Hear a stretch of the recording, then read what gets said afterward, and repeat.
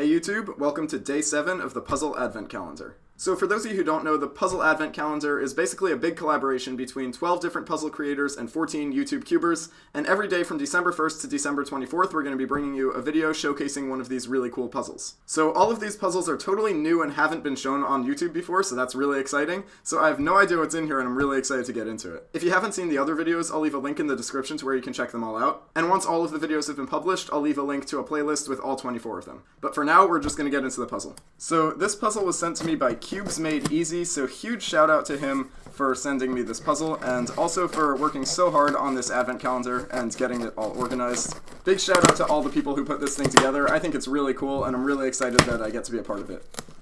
Alright, let's see what we got.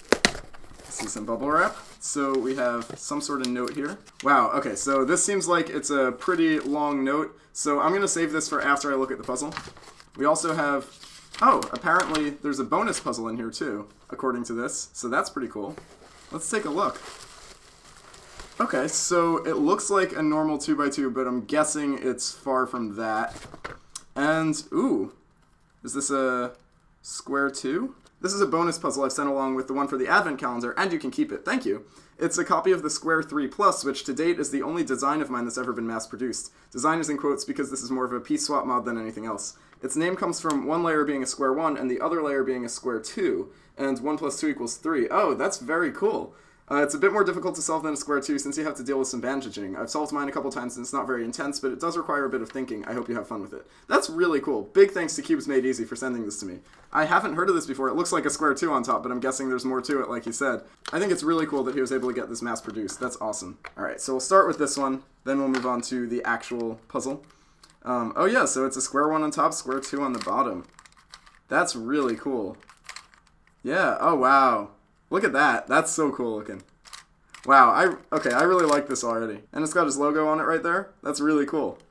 This is awesome. I might make a separate video on this if you guys are interested, so let me know. But for now, we're going to get into the actual puzzle for the advent calendar. This is the puzzle I made for the advent calendar. It's the 2x2 evil twin, which means that it looks like a 2x2 but doesn't turn like one. Okay, cool. The first puzzle of this type was the 3x3 evil twin made over a decade ago by Mike Grimsley, which was made by adding decorative cubies onto a fused 2x2. Likewise, the 4x4 evil twin is made by gluing extra cubies onto a fused 3x3. For the 2x2 evil twin, though, well, you can't add cubies to a fused 1x1 because you'll get something that doesn't turn at all, and therefore isn't a puzzle. So the 2x2 evil twin was made a bit differently. Before I explain it, though, you should get some initial impressions of it, then cut the tape and read the rest of the explanation. So let's see if I can figure out how this turns. Oh, okay. So I see shape-shifting going on already. And it turns well too, which is cool. Okay, that's very cool. So if we do, wait, does this, so, oh, I'm understanding. So what I'm getting from this is, if you do something like a U2 like that, you can still turn it, but it'll lock here, so you can't actually turn past that. So you can only turn this way. And also you can only turn 90 degrees this way, because if you try to turn more, it'll lock there. And then, wow! Oh, that's so cool. So it's basically like a super bandagey 2x2. So many turns are going to be impossible when you try to solve this, but that's really cool. Okay, I cleaned stuff up a bit so we have some better lighting, but yeah, this is really cool. So algs are not really going to work on this thing. It looks like... Okay, so the first turn cannot be 90 degrees, is what I'm gathering from this, because if you do a 90-degree turn, it bandages both ways. But if you do a 180-degree turn, one way is not bandaged anymore. And then it appears that after that, you might only be able to do certain 90-degree turns, and some are not possible at all. Very cool. Okay, so let's see if any 90-degree turns are actually possible from the start. Oh, interesting. So this turn is doable. If you do this turn, then you can turn this as much as you want. But it still gets really weird because here, now it's completely bandaged. And how about now? Still pretty bandaged. Oh, but this can... Oh, that's what I just turned. This is so cool and so confusing. I haven't heard of the Evil Twin series before, so that's something I'll have to look into because this seems like it'll be really fun to solve. So in this note, he gave me an algorithm to follow where apparently it's cubic, but the colors aren't solved. So let's take a look.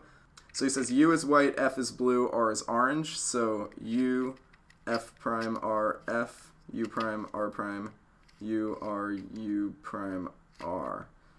Oh wow, look at that. No, this is cool. I really like the fact that patterns like this are possible because that opens it up to quite a few possible pranks. If you hand this to a cuber, you're like, hey, could you solve this for me? And then he's like, yeah, sure, right? And then, oh, no, I can't. So he also said in the note that he's arranging to sell these on Chewy's custom puzzles. So I'll leave a link in the description to where you can buy this once it is available for purchase. So I think I'm going to pause the video here and come back once I've played with this puzzle for a little bit and actually figured something out about it, and maybe I'll walk you through my thought process. But first I will scramble it up. This is one of those puzzles that is quite difficult to scramble, which is always pretty cool. Oh, I got it back into a cube shape, but it's a... Oh no, I think this is the same one as before.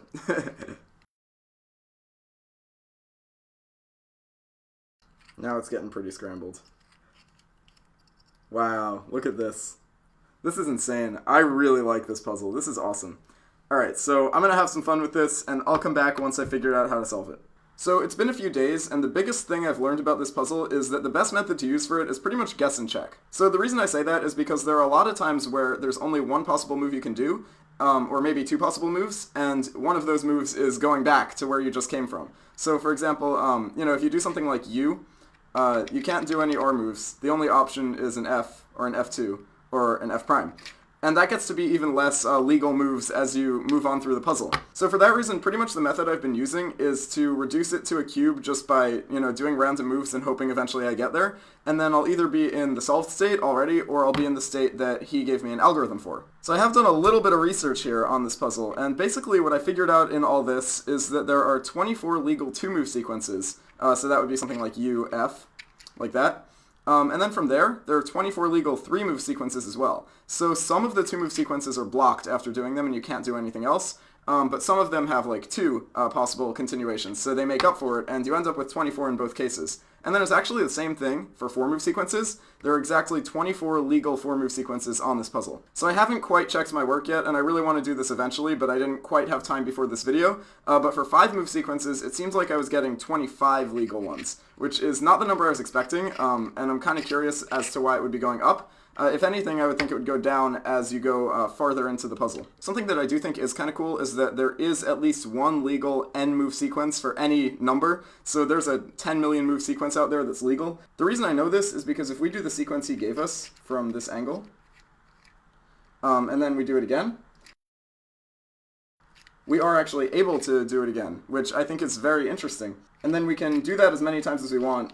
3 times will bring you back to solved, which I think is pretty cool. So something I am really curious about, though, is if that's the only 10 million move sequence out there, or if there are other things that cycle like that as well. I do want to keep doing some research on this puzzle because I think it's really interesting, and if I find out anything really cool, I might make another video on it, but for now, that's pretty much all I have to offer. So again, huge thanks to Cubes Made Easy for sending me this puzzle, and also a huge thanks to everybody who put a lot of time and effort into making this puzzle advent calendar actually happen. I think it's really cool, and I'm really excited that I get to get some cool puzzles. Make sure to check out the next video, which will be posted on December 8th by Cubes Made Easy. I'll leave a link in the description once it goes up. And yeah, that's about it. Thanks for watching, and I'll see you on my next video.